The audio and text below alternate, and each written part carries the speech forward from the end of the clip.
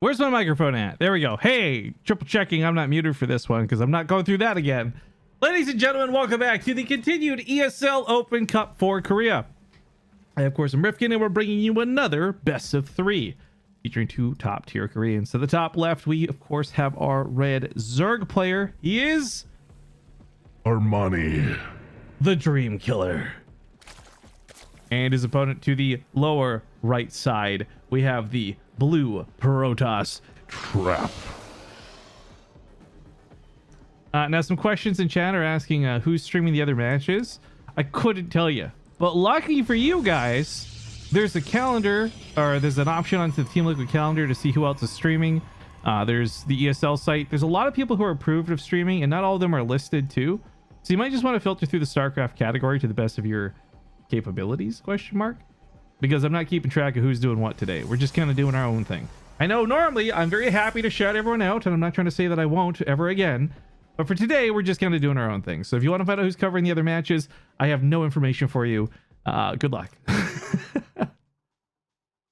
That being said, tonight's actually I don't know, I looked at the cup, I looked at the signups, I looked at the names, and especially with all the players who were dropping out and forfeiting early on, I thought, dang, we're really not going to have very many good matches tonight. But actually, truthfully, we have actually got some really good ones. This is the round of 8 for anyone who's just watching this VOD. Maybe you've not followed or you've not been watching the stream. But yeah, this is the round of 8 currently. So we're getting very close to the semifinals, and of course, after that, the grand finals. The ESL Cups, though, come in groups of 3. So I said this at the start of the stream. I'm just going to kind of reiterate it right now. Tomorrow morning, super duper bright and early, like obnoxiously bright and early, is the European Cup. That's 5 a.m. Pacific. I think that's 2 p.m. CET. I could be wrong on that. I don't do conversions very well.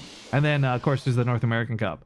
My goal, I really, really want to cast the European Cup tomorrow. But the last 2 weekends, I've missed out because I've woken up with stomach pains. So fingers crossed today will be the day. Either way, I'll be back for North America if I don't do the European one. So we still have lots of StarCraft still coming. I've also posted a recent update to our schedule in our Discord if you guys are curious about what's going on and when it's going on. Mike, I know it's killing you, man. Mike, I know it's killing you not to hit that rally boss, but I appreciate it, brother. Also, guys, okay, look, it's not my place to give away too much information, but I learned recently Mike Zeckham is basically a mad scientist. And while I should be like shocked and furious, I think it's actually the coolest thing because I don't know any mad scientists. And he's gonna probably refute this and say, no, it's not like that, but it is. It really is, and you know it. Don't lie to yourself and don't lie to us. So congratulations, you are now Mike the mad scientist Zeckham in my books. As the adepts come out for Trap, I'm trying to actually remember, is Trap one of the guys who throws away his adepts? I don't like this. So I think if he keeps these adepts safe without over dedicating for drone kills, yeah, this is the play style I like to see. There's some Protoss players who will just throw these away to kill like 3 or 4 drones in the early game, and I just don't think it's worth it. Again, this is my opinion as somebody who watches a lot of StarCraft. I'm not coming at you with like the pure analysis of a pro player, but I just feel like it leaves you so weakened for any kind of follow-up or, more importantly, any kind of counterattack. But we have the Oracle coming in. Round number 2 also coming up behind it. There's no Spore Crawlers, but Queens can push this off. Trap has also not yet activated Pulsar Beam, so he still has a lot of energy to use on this Oracle. Oh, there's a Spore Crawler over here, though. I think passing by and waiting for the shields to regenerate while he waits for the second Oracle, it makes more sense. So he's just going to pull off for the time being instead of waiting too long. Base Trade TV, what are my notes? Kirby, you have one mod note on your name. And it's from me. Last year, on February 8th, I wrote, this guy is incapable of learning. I suspect he grew up around power lines or maybe ate some paint chips. I'm not even kidding. I don't know what you did to earn that, but if I wrote it, it must be true. Now that grabbed 5 drones with a quick little run by, and I'm sorry I covered that up, so some people are going to be real butt mad about that, but realistically, it's kind of what you would expect. These oracles do this the same way every time. It's the same interaction, and it's about trying to get the most out of these small engagements, not trying to catch your opponent off guard for the first time ever. Those 2 adepts, by the way, this is a big part of why I like these staying alive. He's got them now to defend the 3rd base as he expands outwards. These two adepts are also going to do a little bit of a run by. These guys might be a little too committed, but hey, this is where you've got the economy to throw these away. When you're on 30 probes, losing 2 adepts hurts a lot more than when you're on 47. In fact, these two are going to transfer just a little bit further. They're still going to get caught by the Lings. But the Oracle's managed to zip in again for another run by. He's targeting down the drone, so he's not wasting shots here on the Queen. Regrettably, though, these are so dang low. I don't think this one's going to get out alive unless he recalls it. Well played, Trap. Well played.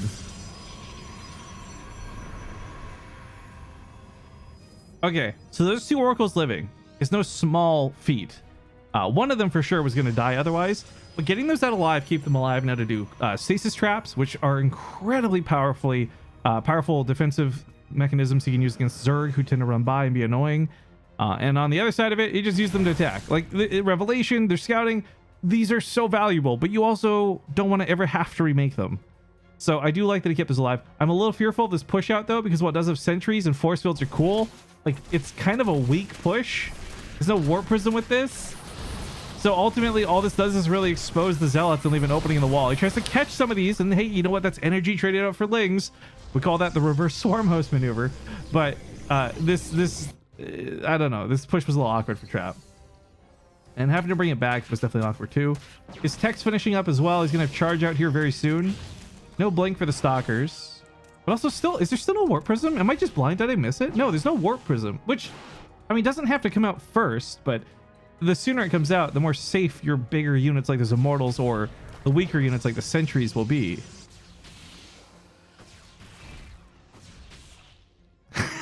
Mike Zuckham says, sure. Work on a couple of cyber pigs and everyone labels you a mad scientist. Cyber pigs? What?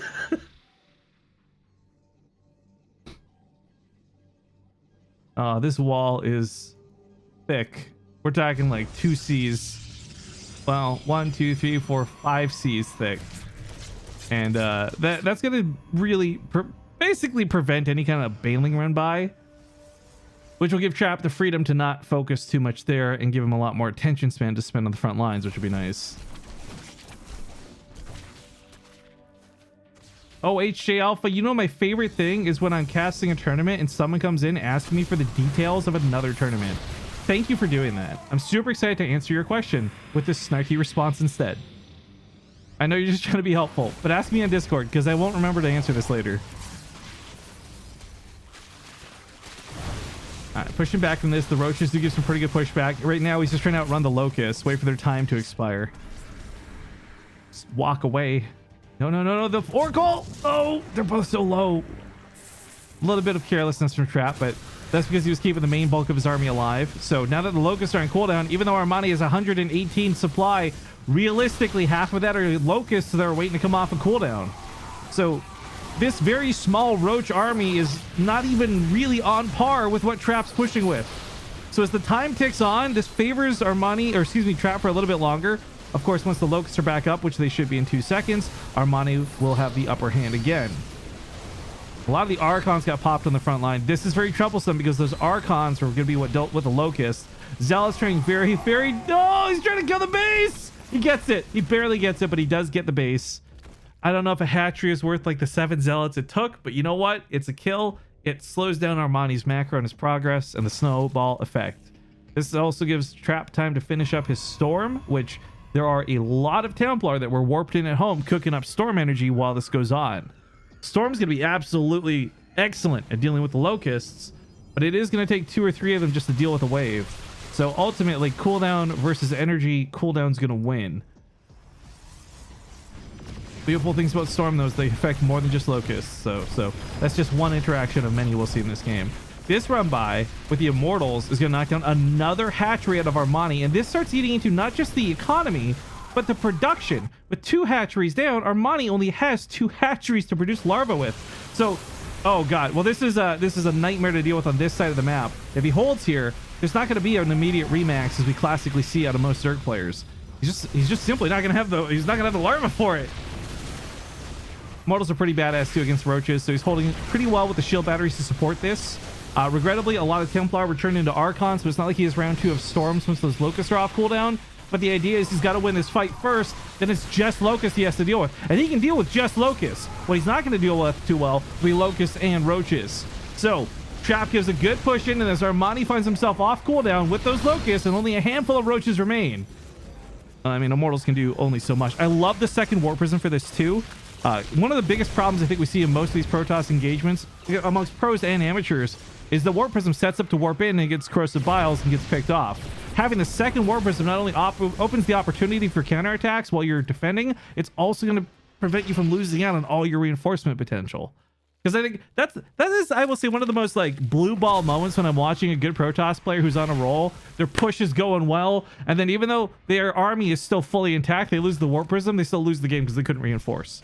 I've seen it happen way too many times.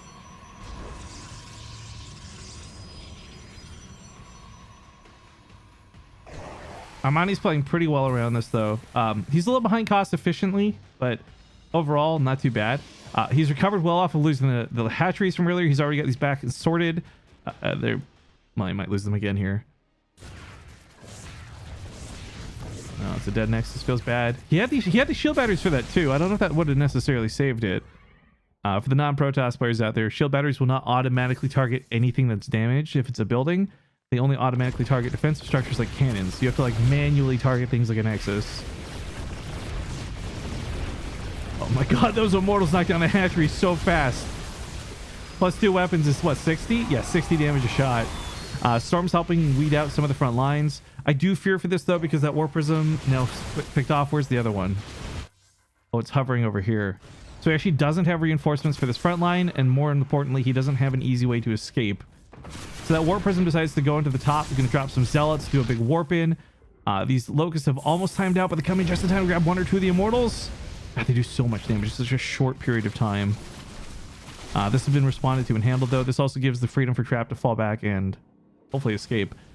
I don't know if you guys can hear the dog barking in the background. I've decided to crack open a window a little bit here, despite saying I wouldn't do that at the start of the stream, but if that's going to continue, I might just have to go close it and suffer. Overseer over to the top right. There's not really a lot it can do, but it's got the energy to contaminate if you wanted to get really annoying. Oh no! Armani cut out. No detection. What? Wait, no, he had this. That is actually just a bad move on his part. I just realized creep tumors were there. He knew the army was there. He still walked into it. One of those things you just kind of give away.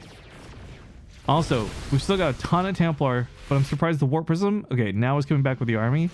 Because it's not really doing that much in terms of harassment, and would do a lot to scoop up these units from the Corrosive Biles. Or more importantly, like, ferry the Templar around. Templar are notoriously slow.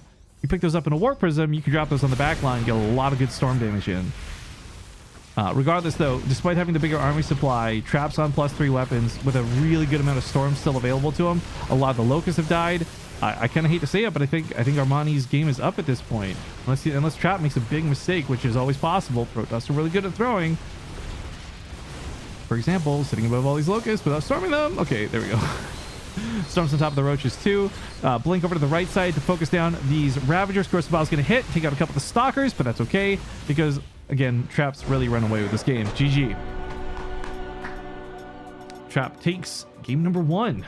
Anyways, after a little bit of delay, we find ourselves now moseying on into game number 2. Sorry to go mute again. There we go. It's game number 2, and spawning here in the bottom right side, we have the red Zerg player. He is going to be Armani. And his opponent at the top left, the blue Protoss, the also Korean player, Trap. We actually had a lot of really good games with Trap through IEM. We got to actually, I've probably seen more Trap in the last 2 weeks than I've seen in the last like 2 months. And I'm not complaining in the slightest. But even though he was the one who won that game, I want to go back to say that it was so much of what Armani did that I wanted to talk about. Trap did well. Don't get me wrong. I don't want to take anything away from this. I don't want to make it seem like I don't care about what Trap did, right? Let's pay him his respects. Trap won that game, and he killed it, right? But Armani played so well at the same time that I'm not like disappointed that he lost. But a lot of his reactions and his handling of the positioning of Trap, I mean, he recovered from the 2 hatcheries dying so well that you almost wouldn't have even realized that 2 hatcheries freaking died when they did. Like, that was a really good game out of Armani. And the fact that Trap won, sure, it sucks for Armani, but damn, I want to see more Armani, man. Like, the series versus Dream was pretty good too, but, well, of course, only one can advance. And while we don't have any clue yet who he might be facing in the semifinals, regardless of whether it's Trap or whether it's Armani, the 3 players currently contesting that other spot would be Estrella, Ender, and Probe. And I actually like Probe and Estrella quite a bit. So good luck to them, I guess, on getting to the victor of this series. Of course, I'm not trying to jump too much into spoiler territory or anything, but a little addressment there. Because another thing I've been getting a lot of feedback on YouTube recently, or maybe it's the same guy who just comments on every video. I've never really looked, but I've had some feedback saying like people don't like that I talk about other matches during the game. And I get that that might not be super enjoyable for the VOD, but I do want to remind everybody that, dear YouTube, well, I love you, unless I'm starting a YouTube video that is directly addressing you, and it's like a YouTube exclusive, I'm doing these VODs for the stream. And if we put them up on YouTube, it's extra content, cool, 2 thumbs up. I don't want to seem like I don't care about you guys, but I want to make it very clear that I don't plan to change my style of covering these games, especially when it's off of a live show. Now, if I start up a cast and it's like, hey, YouTube, we're back at it with another YouTube exclusive, and then I start spoiling shit, that's my bad. That's 100% on me. But the brackets, and more importantly, the players that are coming up next, are really important to these live shows. Not just because it sets up the expectations for the audience, but it suddenly changes the dynamic around so greatly for who wins versus who. Like, for example, if Trap wins this, it's very likely going to be PvP for the rest of the top half of the bracket. And I think as a viewer, that's important to know, especially if suddenly I decide to no longer cover the top half of the bracket because I don't want to cast like 5 more PvPs. Look, I don't want you this too ranty. We'll take this back to the game. I just want to put it out there for the sake of people who watch these. Know that I appreciate you. I hear your feedback, but I'm not always going to adjust every single thing I do. So keep on commenting and keep on letting me know what you want to see different. I'm just letting you know that I'm listening. These Lings, oh, by the way, are having a hard time cleaning these up. Again, for Trap, I don't want to see him just give these away for free. These other queens almost catch him, but he does get these out of the base alive. Same opening, by the way, same style, double Oracle, with the probably faster third base, as we saw last time too. Of course, he's got to wall off and secure himself first. As I had mentioned, we've been covering a lot of Trap games over the last few weeks, specifically IEM qualifiers, but one thing that's been for certain... Oh, is this Envision? It's not. Okay, so for a brief moment there, I thought double Stargate mind game trick, but he's actually going for a double Stargate.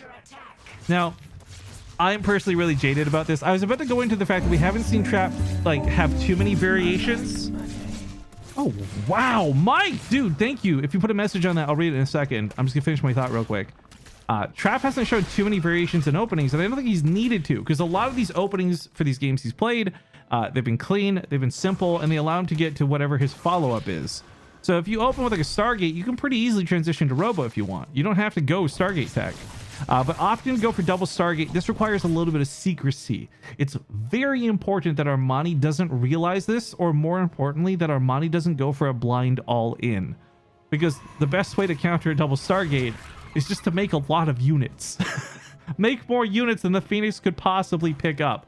So on one hand, maybe you just make like a ton of extra drones because you lose a bunch of drones. Okay, that's fine. You can still play against double Stargate.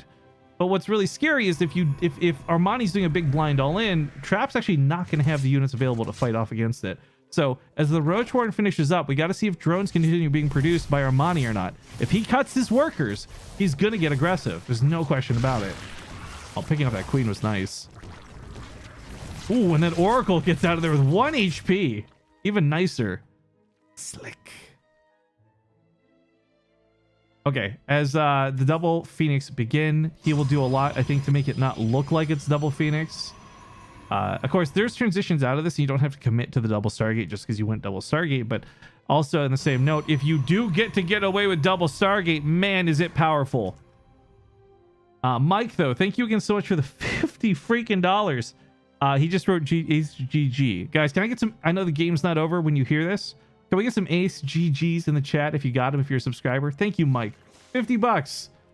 50 bucks is lunch, dinner, and breakfast. Thank you, dude.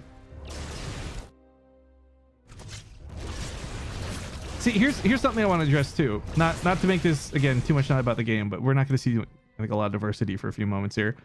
Someone in chat says, better off muting this. I don't want to hear this tangent. And you know what, dude? That's totally fine. This is my point. You're welcome to do what you'd like to do. And when you write comments like that, I kind of wish you would do it in a less shitty way. But that's still feedback that I look at and that I receive. And I think the biggest thing I've learned over the last few years is that because I don't acknowledge that I'm reading these things, or that I don't acknowledge that I see those comments, people think I just ignore them or I'm like ignorant of it. It's like a lot of stuff on Starcraft Reddit, right? A lot of people like, let's bring up, you know what? Let's not. All right. So there's a lot of expected responses you do for this, right? If somebody opens double Stargate as a Zerg player, you're pretty much forced to go Hydralisks whether you want to or not. That's not so bad nowadays. Hydras actually have a really powerful follow-up of getting into lurkers. But that's where Phoenix are still really good. So there's kind of this back and forth that used to happen. You would go Phoenix, they'd go Hydras, you'd go Colossus. It was a real expected like step 1, step 2, kind of like a dance more than a game. But in this new age of StarCraft, you can't really go Colossus as easily because lurkers on Hive Tech have got that range and they shred them to bits. So in this instance, as a way to deal with the AoE coming his way, he's gone for Templar Archives. And I guess he's going to be thinking more about Storm. I think this makes a lot of sense because Storm's really effective against Lings, and we see continued melee upgrades, so we're probably going to see more Lings in this game. But it's also really good against slow-moving Hydras. Pair that up with these Zealots, and I think there's actually a really good composition coming out of Trap for his mid to late game.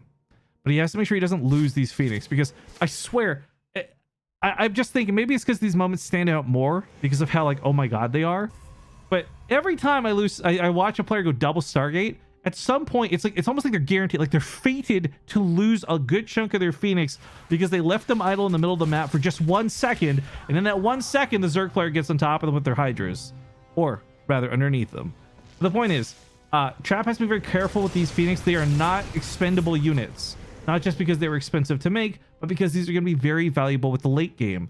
Whether it's lifting up lurkers out of the ground or crowd controlling the back line of infestors, whatever the case is, they can even pick up Hydras and kill them. These Phoenix are going to be very valuable for the rest of the game. So while they're not devastating to lose, you don't want to give them away for nothing.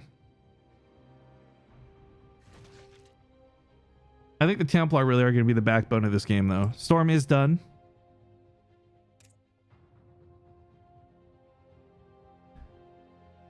Armani's got Baneling speed finishing up too, so his Banelings become a little bit better. They get a little bit more HP, but to be clear, unless moved out correctly, one Storm still fries everything alive. But we do have some harass coming out of Armani.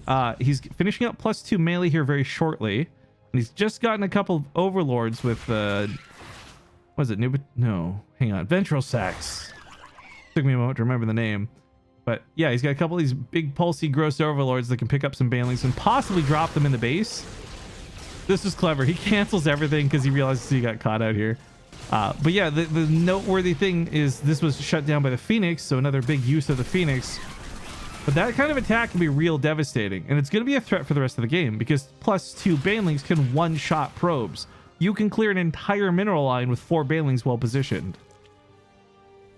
Especially, by the way, if you get this on bases like the natural that'll be mining out, you'll have less mineral clusters, and thus the probes will likely be more clustered together.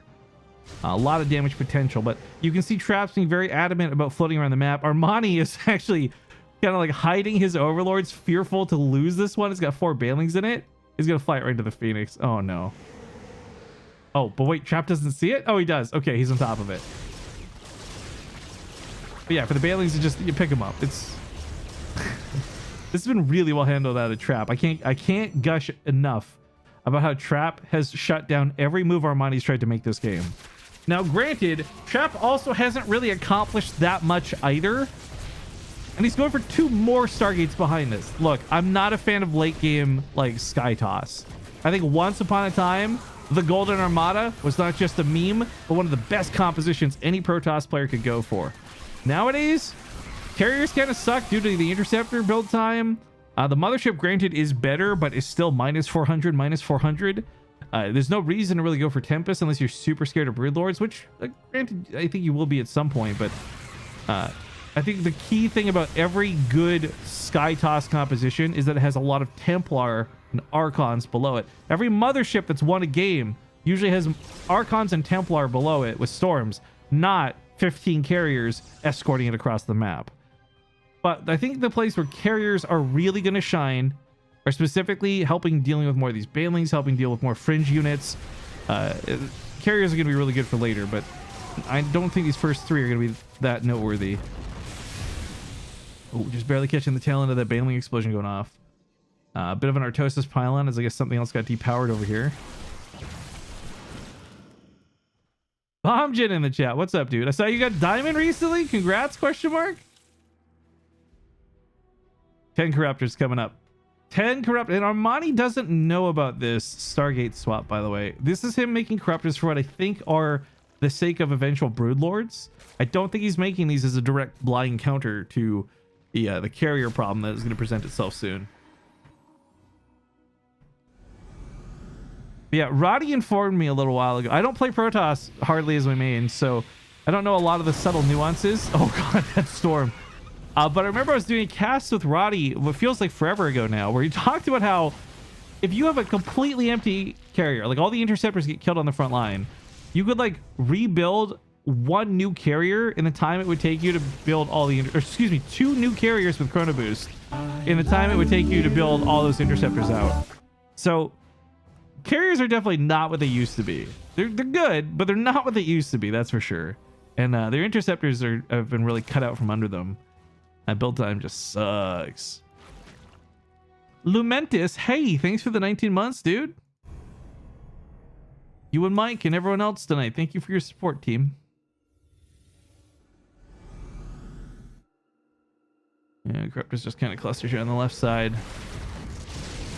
Revelation on this is good, but the army's out of position to protect anything. That carrier is just kind of like wrong place, wrong time. Feels bad, man.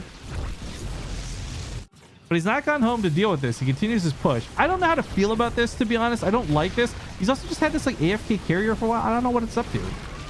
He's got +1 weapons, so he's going to do a lot of damage with this. But we should talk about the mothership. It had a huge buff. Oh, the Corruptors flying right over Archons. Big mistake. All right, mothership. This is the upgrade I'm talking about. Look at that. It doesn't take like half a year to form. The bubble finishes up in fast timing, and anything caught within it, air units included, do 50% less attack speed. So those Hydras got super destroyed, being units that really benefit from their attack speed. The Corruptors, though, flying over the Archons, not once but twice now, is a big reason most of them are dead. And while I said I didn't like Armani's composition, I will say this is winning the game so far. But what I like most is this army is not really about the carriers still. The carriers are damaged, and the Corruptors are distracted by them. But this has very much been about the Templar with their big storms, with the Archons below this. GG. Someone screenshot it. A mothership actually made it to the end of a game. Good God. Trap takes a 2-0 and knocks Armani out of the tournament.